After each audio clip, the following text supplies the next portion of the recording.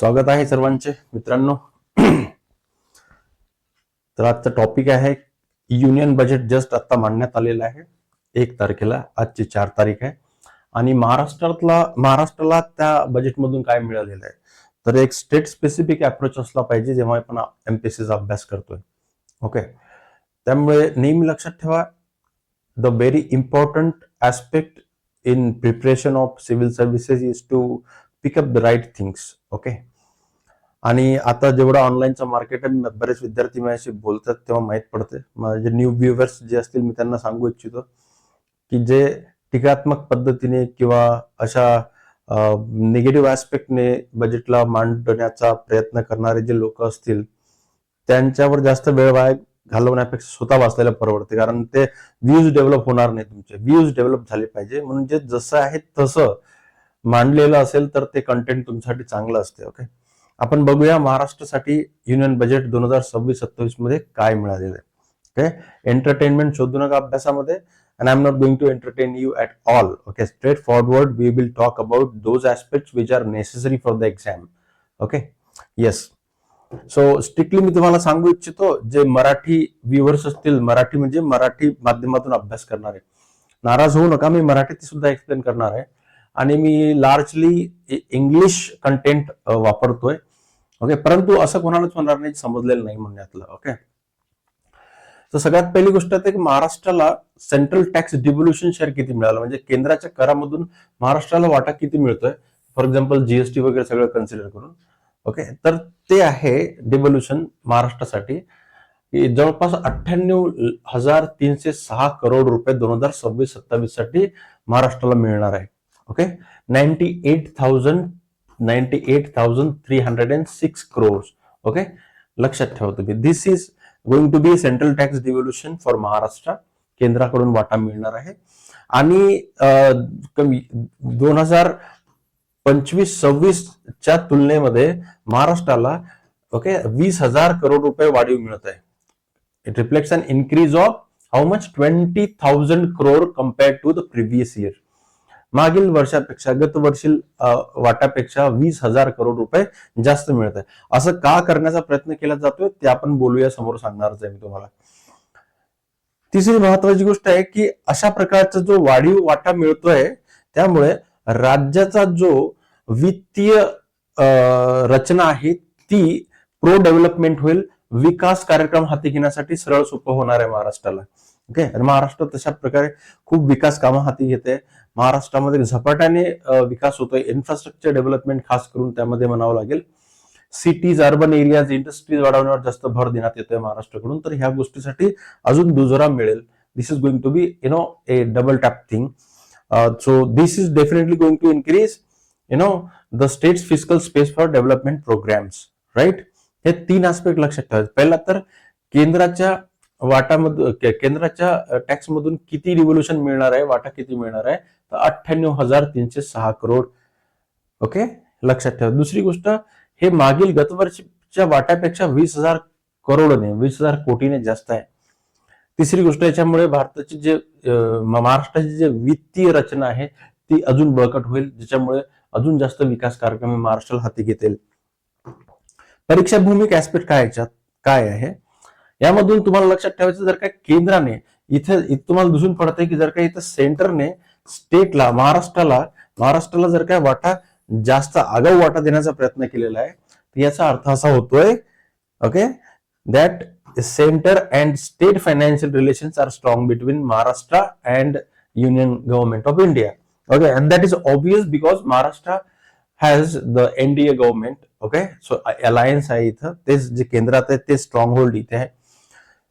तर तुम्ही उत्तरमध्ये हे वापरू शकता की अशा प्रकारचं जे रिसोर्स मोबिलायझेशन केलं जातं स्टेटसाठी, खास करून उदाहरण म्हणून की centre has granted 20,000 extra share from the tax devolution to the Maharashtra for the year 26-27. This is going to strengthen centre state financial relations. Okay, तर हे लक्षात ठेवायचं आपल्यासाठी. मुद्दा कोणता आहे? केंद्र राज्य वित्तीय संबंध. कोणता? केंद्र राज्य वित्तीय संबंध. ओके, तर केंद्र आणि राज्याचा जो वित्तीय संबंध आहे त्या वित्तीय संबंधावरती ही गोष्ट खूप चांगली लागू होते, वित्तीय संबंध. ओके, तर ते लक्षात ठेवायचं आहे. केंद्र राज्य संबंध आपल्याला नेहमी पॉलिटीच्या दृष्टिकोनातून चव्हाट्यावर असतात आणि इकॉनॉमीच्या दृष्टिकोनातून, पॉलिटी दोन्हीच्या दृष्टिकोनातून केंद्र राज्य वित्तीय संबंध खूप महत्वाचे असतात. ओके, आता हे कसं केलं जाते, कोण करते, कोण देते, फायनान्स कमिशनचा काय रोल आहे. Okay, this is quite more important to do dig into by yourself. तुम्ही स्वतः करून पहा, ते तुम्हाला अजून चांगल्या तऱ्हेने कळेल. समोरच्या येणाऱ्या लेक्चर्स मध्ये तुम्हाला अजून कळेलच. ओके,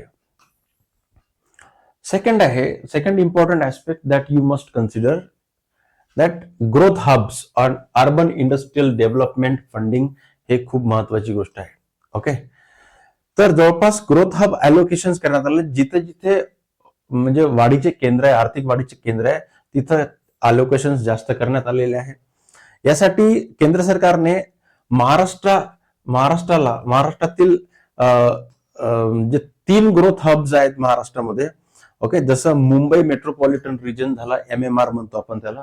ओके, दुसरा पुणे मेट्रोपॉलिटन रिजन झाला आणि तिसरा म्हणजे Nagpur metropolitan growth hub. Okay, नागपूरमध्ये खूप मोठ्या प्रमाणात इंडस्ट्रियलायझेशन होतोय, नवीन नागपूर विकसित करण्यात येतोय. पुणे ऑलरेडी आणि मुंबई ऑलरेडी डेव्हलप आहेत, पण इथे सुद्धा हे मेट्रोपॉलिटन रिजन्स डेव्हलप करण्यात येत आहे. तिन्ही मुंबई, पुणे आणि नागपूर हे 3 जे महत्वाची शहर आहे. यासाठी केंद्राने ग्रोथ हब अलोकेशनच्या नावावरती दरवर्षी 5,000 करोड रुपये, ओके, किती रुपये, 5,000 करोड रुपये, ओके, मिळणार, दरवर्षी देणार. ओके, सॉरी, दरवर्षी म्हणजे येत्या 5 वर्षामध्ये देणार. समजलं की नाही. तर हे लक्षात ठेवा, याला 5,000 करोड, याला 5,000 करोड, याला 5,000 करोड. ओके, असं 3 डेझिग्नेट ग्रोथ हब आहे महाराष्ट्र. प्रत्येक त्यातील 5,000 करोड, 5,000 करोड रुपये समोरच्या 5 वर्षामध्ये रिसिव्ह कर, म्हणजे एकूण 15,000 करोड महाराष्ट्राला या 3 ग्रोथ हब साठी मिळणार. ओके, हे लक्षात ठेवायचं, तुम्हाला परीक्षेमध्ये विचारलं जाऊ शकतं ना. येस, त्यातूनच कंटिन्यू जर केलं तर याचा फायदा महाराष्ट्राला कसा होईल. ओके, किंवा केंद्र सरकारचं इंटेन्शन काय, किंवा राज्य सरकारचं हे प्राप्त करण्याचं इंटेन्शन काय. ओके, हे समजून घेऊया आपण. यामध्ये सरळ एक गोष्ट माहित पडते की जे फंडिंग आहे करण्यात आलेली, याचा उद्देश आहे की महाराष्ट्रामध्ये जे ग्रोथ हब म्हणून ओळखतो आपण, हे जे ग्रोथ हब आहे यामध्ये इन्फ्रास्ट्रक्चर म्हणजे पायाभूत सुविधा निर्मिती, ओके, किंवा औद्योगिक जे गट बांधणी होणार आहे, इनोव्हेशन इकोसिस्टीम तयार होत येते, म्हणजे नाविन्यपूर्व एक परिसंस्था निर्माण केली जाते, आणि एम्प्लॉयमेंट क्रिएशन, रोजगार निर्मिती, हे 4 एरिया लक्षात ठेवा. एक तर काय, इन्फ्रास्ट्रक्चरचा अर्थ झाला पायाभूत सुविधा. दुसरा आहे इंडस्ट्रियल क्लस्टरिंग, म्हणजे औद्योगिक हे गट तयार करणे. इनोव्हेशन इकोसिस्टीम म्हणजे जे इनोव्हेशन्स आहे, जे काही नाविन्यपूर्ण उद्योग किंवा सर्व्हिस सेक्टर इव्हॉल्व्ह होते, त्याला इथे एक परिसंस्था निर्माण करून देणे आणि रोजगार निर्मिती करणे. हे चार प्रांत आहेत ज्यामध्ये झपाट्याने फंडिंग वाढवून ग्रोथ करायची आहे, वाढ एन्शुअर करायची आहे, हे याचा उद्देश आहे. ओके, आणि यासाठी लक्षात ठेवा की या फंडिंगचा जे प्रत्येक 3 मेट्रोपॉलिटन रिजनला, ग्रोथ हबला जे अलोकेशन देण्यात येणार आहे, याचा एक अर्थ याच्यातून निघतोय की हे या बजेटमधील सर्वात मोठं मल्टी सेक्टर इन्फ्रास्ट्रक्चर इन्व्हेस्टमेंट मानलं जाते. ओके, लक्षात ठेवा, this is one of the largest multi sector infrastructure investment in the budget. Okay, with direct impact on urban and industrial growth in the state. महाराष्ट्रामध्ये शहरी आणि औद्योगिक वाढीसाठी हे एक सर्वात मोठे, या बजेटमधील सर्वात मोठे मल्टी सेक्टर इन्फ्रास्ट्रक्चर इन्व्हेस्टमेंट आहे. म्हणजे बहुक्षेत्रीय पायाभूत सुविधांमधील हे एक सर्वात मोठं इन्व्हेस्टमेंट आहे, या बजेटमध्ये दर्शवण्यात आलेलं आहे. ते महाराष्ट्रामध्ये झालेलं आहे, महाराष्ट्रामध्ये होणार आहे. 15,000 करोड. ओके, 5,000 करोड प्रत्येक मेट्रोपॉलिटन हबला. Okay, this is going to be very important factor here. Next आहे the very important part here. Okay, जे ऍक्च्युअली मेन बजेटचा, युनियन बजेटचा पार्ट आहे. कनेक्टिव्हिटी आणि ट्रान्सपोर्ट प्रोजेक्ट्स, जे 7 जे हे तयार करण्यात, म्हणजे मेगा प्रोजेक्ट आहे, रेल रूटने कनेक्शन होणार आहे, जे कॉरिडॉर्स निर्माण करण्यात आलेले, त्याला हाय स्पीड रेल कॉरिडॉर म्हणतो आपण. ओके, अति गतिमान जे अशा प्रकारचे रेल कॉरिडॉर निर्माण करण्यात 7 आहेत. त्यापैकी महाराष्ट्रातील बघा कोणकोणते आहे. मुंबई पुणे हायस्पीड कॉरिडॉर, दुसरा पुणे हैदराबाद हायस्पीड कॉरिडॉर. हे 2 जे आहे महाराष्ट्रामध्ये आहेत. असे इतर आहे. Okay, Delhi to Varanasi, Varanasi to Siliguri, त्याच्यानंतर Hyderabad to Bengaluru. Okay, Hyderabad to Chennai, Chennai to Bengaluru. Okay, हे जे हायस्पीड कॉरिडॉर्स आहेत ना, हे हायस्पीड कॉरिडॉर्स खूप महत्वाचे कॉरिडॉर्स म्हणून मानले जाते, कारण त्याच्यामुळे जे वाहन आहे, फ्रेट कॉरिडॉर वाहन आहे, म्हणजे माल वाहतूक आहे किंवा प्रवाशांची वाहतूक आहे, ते अति झपाट्याने होईल आणि ग्रोथला चालना मिळेल. Okay, this were announce in the budget as part of national level connectivity. राष्ट्रीय कनेक्टिव्हिटी प्रोजेक्ट मध्ये हे 2 कॉरिडॉर जे आहे हे महाराष्ट्रात आहे, लक्षात ठेवा.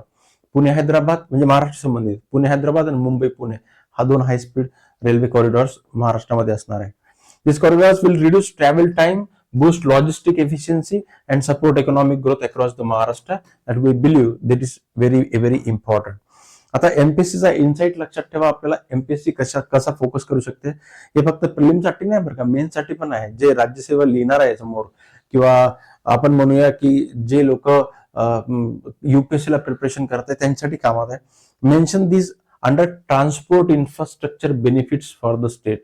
बजेटचं ट्रान्सपोर्ट इन्फ्रास्ट्रक्चर बेनिफिट्स आहेत, त्याला तुम्ही वापरू शकता. किंवा महाराष्ट्र राज्याच्या अर्थव्यवस्थेला पेपर 3 मध्ये येणारा महाराष्ट्र भिमुख जो प्रकार येणार आहे, त्यामध्ये हे अत्यंत कामाची गोष्ट आहे मित्रांनो. Okay, next is state level infrastructure allocation. तर स्टेट लेवल इन्फ्रास्ट्रक्चर अलोकेशन मध्ये मी काही तुम्हाला सेक्टर सांगणार, तिथं काय काय झालेलं आहे. ओके, हे मुख्यमंत्र्यांच्या वर्णनावर, मुख्यमंत्र्यांनी जे वर्णन केलं बजेटचं महाराष्ट्राला काय काय मिळणार आहे, त्यासाठी मी तुम्हाला ते जे त्यांनी सांगितलेलं त्यावरूनच हा डेटा घेऊन तुम्हाला सांगतोय. ग्रामीण रोड्स जे आहे, ओके, महाराष्ट्राचे सीएम जे रिव्ह्यू दिले त्याच्यावरून सांगतो. जे ग्रामीण रस्ते आहेत त्यासाठी 378 करोड, 378 करोड लक्षात ठेवायचंय. इकॉनॉमिक क्लस्टर डेव्हलपमेंट जे आहे त्यासाठी 283 करोड आहे. ओके, तृतीय जे वैद्यकीय सुविधा आहे, tertiary medical care education schemes जे आहे त्यासाठी 385 करोड देण्यात येत आहे. महाराष्ट्रामध्ये जलसिंचनाच्या कार्यासाठी, इरिगेशन वर्कसाठी 207 करोड देण्यात येत आहे. ओके, आणि डिस्ट्रिक्ट इन्स्टिट्यूशनल प्लॅनिंग ज्याला म्हणतो आपण, जे जिल्हा स्तरीय संस्थात्मक नियोजन आहे त्यासाठी 240 करोड आहे. ओके, हे तुम्हाला असंही विचारलं जाऊ शकतं की युनियन बजेटमधून महाराष्ट्राला ग्रँट करण्यात आलेला जो खर्च आहे त्यामध्ये महाराष्ट्राच्या सीएमने स्वतःहून हा रिव्ह्यू दिलेला आहे की हे अशा प्रकारचं ॲलोकेशन देण्यात आलेलं आहे. हे अजून आता इथे 5च झालेले आहे, अजून समोर आहेत. Okay, Mumbai Ahmedabad high speed corridor जो आहे त्याच्या विकासासाठी या बजेटमध्ये जे आहे 6103 करोड हे सँक्शन करण्यात आलेले आहे. किती? 6103. आता त्याच्यात मुंबई आला म्हणून मुंबईच्या विकासामध्ये या कॉरिडॉरचा अत्यंत लाभ होईल, त्याची इन्व्हेस्टमेंट महाराष्ट्रात होईल. बरोबर आहे की नाही? दुसरी गोष्ट की मुंबई मेट्रोसाठी 1702 करोड म्हणजे 1702 करोड रुपये हे मुंबई मेट्रोसाठी सँक्शन करण्यात आलेले आहेत. ठीक आहे, मुंबई मेट्रोला अजून विकसित करण्यासाठी, आधुनिक करण्यासाठी. पुणे मेट्रो जे आहे, पुणे मेट्रोसाठी 517 करोडचा प्रोजेक्ट येतोय. ओके, म्हणजे असं सँक्शन युनियन बजेटमध्ये महाराष्ट्राला देण्यासाठीचा जो प्रयोग आहे त्या खर्चातील हे जे ॲलोकेशन आहे ते सांगण्याचा प्रयत्न करतोय. Mumbai urban transport project, MUTP ज्याला म्हणतात. ओके, मुंबई अर्बन ट्रान्सपोर्ट, मुंबईमध्ये जे शहरी वाहतूक आहे त्याचा जो प्रकल्प आहे त्याचा फेज 3 सुरू होईल. त्यासाठी 442 करोड रुपये ओके हे सँक्शन करण्यात येईल. ओके, 462 करोड. आणि मुंबई मेट्रो रिजन जे आहे, okay, Mumbai metropolitan region, Mumbai MMR region, त्याच्या ग्रीन मोबिलिटीसाठी 155 करोड म्हणजे झाडे लावणे आणि ग्रीनरी वाढवणे. ओके, तिथला जो एन्व्हायरमेंटल कॉस्ट आहे तो याच्यामध्ये दिसतोय 155 करोड. आणि महामार्ग प्रोजेक्ट म्हणून एक येते, महाराष्ट्रात महामार्ग निर्माण होत आहे. महामार्ग प्रोजेक्टसाठी 680 करोड रुपये एवढं ॲलोकेशन जे आहे ते महाराष्ट्राला मिळणार आहे. अशा प्रकारचं त्याचं डिस्ट्रीब्युशन आहे, असे महाराष्ट्राचे मुख्यमंत्री देवेंद्र फडणवीस साहेब यांनी रिव्ह्यू दिलेला आहे. त्यावरून हे गोष्टी तुम्हाला मी सांगितलेल्या आहेत. ह्या गोष्टी लक्षात ठेवा, नोट्समध्ये लिहून घ्या. तुमच्या ज्या नोट्स असतील त्याला अपडेट करून घ्या. पेपर 3 इन्फ्रास्ट्रक्चर, ओके, GS3 जे आहे मेन्ससाठी, त्यामध्ये ह्या गोष्टी खूप कामाच्या आहे. ॲलोकेशन तर सेंट्रल स्टेट फायनान्शियल रिलेशन्स आहे, इन्फ्रास्ट्रक्चर डेव्हलपमेंट, अर्बन डेव्हलपमेंट आणि इंडस्ट्रियल डेव्हलपमेंट क्लस्टर हे एकत्रित कसे वाढू शकतात, त्यासाठी जे प्लॅनिंग, हे लाईव्ह एक्झाम्पल्स आहे. You can put this in your answer and you can advance your answers. Okay, आणि ही प्रिलिमसाठी डेफिनेटली कामाचे आहेच. ओके, तर हे लक्षात ठेवावेत. मुंबई अहमदाबाद हायस्पीड कॉरिडॉरसाठी 6103 करोड हे लक्षात ठेवायचं तुम्हाला. Okay, Mumbai urban transport project हा खूप मोठा प्रोजेक्ट असणार आहे. त्याची तिसरी फेज सुरू होते, 462 करोड याला मिळणार आहे. मग मुंबई MMR रिजन जो आहे ग्रीन मोबिलिटीचा 155 करोड लागते. महामार्ग करोडला 680 करोड आहेत. ओके, महामार्ग प्रोजेक्टला. समजलं विद्यार्थी मित्रांनो? धन्यवाद. चॅनल सबस्क्राईब करा. याच्यात फक्त कंटेंट मिळेल, भंपकपणा, फालतूपणा काही राहणार नाही. परीक्षा भिमुख जे असेल त्याच्यावर फोकस करूया. Okay, thank you very much.